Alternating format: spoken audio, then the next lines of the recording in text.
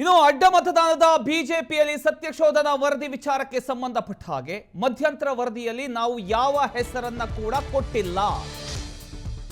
ಹೀಗಂತ ಬೆಂಗಳೂರಿನಲ್ಲಿ ವಿಧಾನ ಪರಿಷತ್ ಸದಸ್ಯ ಸಿಟಿ ರವಿ ಅವರು ಹೇಳಿಕೆಯನ್ನ ಕೊಟ್ಟಿದ್ದಾರೆ.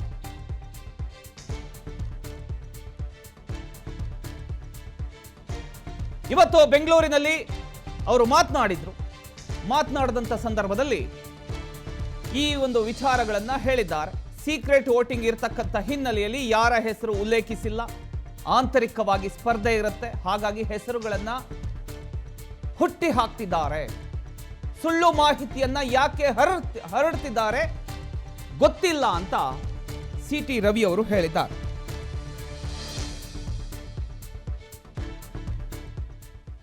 ನಾವು ಸಾಕ್ಷಿಗಳಿಲ್ಲದೆ, ಆಧಾರ ಇಲ್ಲದೆ ಯಾರ ಮೇಲೂ ಅನುಮಾನ ಪಡೋಲ್ಲ. ಸತ್ಯಶೋಧನಾ ಸಮಿತಿ ನಾವು ಇಂಟ್ರಿಮ್ ರಿಪೋರ್ಟ್ ಕೊಟ್ಟಾಗ ನಾವು ಯಾರ ಹೆಸರನ್ನು ಉಲ್ಲೇಖ ಅದರಲ್ಲಿ ಮಾಡಿಲ್ಲ. ಸಂದರ್ಭದಲ್ಲಿ ಯಾವ್ಯಾವ ಎಚ್ಚರಿಕೆ ವಹಿಸಬೇಕಾಗಿತ್ತು, ಎಲ್ಲೆಲ್ಲಿ ವ್ಯತ್ಯಾಸ ಆಗಿದೆ ಅನ್ನೋದನ್ನಷ್ಟನ್ನೇ ಅಂತರವಲೋಕನಕ್ಕೆ ನಾವು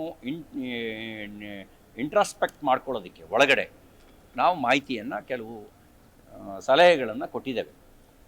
ಇನ್ನು ಕೆಲವರ ನಡವಳಿಕೆಗಳು ಅದಕ್ಕೆ ಸಂಬಂಧಪಟ್ಟಂತೆ ಹೆಚ್ಚಿನ ನಿಗಾ ವಹಿಸಬೇಕು ಅನ್ನುವಂಥ ವಿಷಯವನ್ನು ಪ್ರಸ್ತಾಪ ಮಾಡಿದ್ದೀವಿ. ಅದು ಬಿಟ್ಟರೆ ಇನ್ಯಾವುದೇ ರೀತಿಯಲ್ಲಿ ಯಾವುದೇ ಹೆಸರನ್ನು ನಾವು ಗಮನಕ್ಕೆ ಲೀಸ್ಟಲ್ಲಿ ಮಾಡಿಲ್ಲ, ಮಾಡೋಕ್ಕೂ ಆಗಲ್ಲ. ಸೀಕ್ರೆಟ್ ವೋಟಿಂಗ್ ಇರೋದ್ರಿಂದ ಸುಮ್ಮನೆ ಯಾರ ಹೆಸರನ್ನು ಮಾಡೋಕ್ಕಾಗಲ್ಲ. ಅನುಮಾನನ ರಾಜಕೀಯವಾಗಿ ಇರುವಂಥ ವಿರೋಧಿಗಳು ಹುಟ್ಟಾಕ್ತಾರೆ. ಬೆಳಗಾಂನಲ್ಲಿ ನಕಲಿ ಮತದಾನ ದೊಡ್ಡ ಪ್ರಮಾಣದಲ್ಲಾಗಿದೆ ಅಂತ ಕಾಂಗ್ರೆಸ್ನವ್ರು ಹುಟ್ಟಾಕಿದ್ರು. ಯಾಕೆಂದ್ರೆ ಅಲ್ಲಿರುವಂಥ BJP-ಯವ್ರ ಮೇಲೆ ಅಪನಂಬಿಕೆಯನ್ನು ಸೃಷ್ಟಿ ಮಾಡಬೇಕು ಅನ್ನೋದು ಅವ್ರ ಷಡ್ಯಂತ್ರ ಇತ್ತು. ಇನ್ನು ಆಂತರಿಕವಾಗಿ ಸ್ಪರ್ಧೆ ಇರುತ್ತೆ, ಅವ್ರುಗಳಿಗೆ ಇವನು ಬದಿಗೆ ಸರಿದ್ರೆ ನನಗೆ ಆ ಚಾನ್ಸ್ ಸಿಗುತ್ತೆ ಅಂತ ಅವರು ಕೂಡ ಆ ರೀತಿ ಹುಟ್ಟಾಕುವಂಥ ಕೆಲಸ ಮಾಡ್ತಾರೆ. ಕೆಲವರು ನಮಗೆ ಸತ್ಯದ ತಲೆ ಮೇಲೆ ಹೊಡೆದಂತೆ ನಿಮಗೆ ಗೊತ್ತಿದೆಯೋ ಇಲ್ವೋ ಹಿಂಗಾಗಿದೆ ಅನ್ನೋದನ್ನು ನಮಗೆ ಕತೆ ಕಟ್ಟಿ ಹೇಳಿದ್ರು. ನಾವು ಕೇಳಿಸ್ಕೊಳ್ಳುವಾದ ಜವಾಬ್ದಾರಿ ಇತ್ತು, ಕೇಳಿಸ್ಕೊಂಡ್ವಿ. ಆದರೆ ಹಾಗಂತ ಆ ಕಾರಣಕ್ಕೆ ನಿರ್ಣಯಕ್ಕೆ ಬರೋಕ್ಕಾಗಲ್ಲ. ಅವರ ಹುನ್ನಾರವನ್ನು ಅರ್ಥ ಮಾಡ್ಕೊಂಡ್ವಿ, ಯಾವ ಕಾರಣಕ್ಕೆ ಇದನ್ನು ಹೇಳ್ತಾರೆ ಅಂಥೇಳಿ. ಅದನ್ನು ಕೂಡ ನಮ್ಮ ರಿಪೋರ್ಟಲ್ಲಿ ಗಮನಕ್ಕೆ ತಂದಿದ್ದೇವೆ.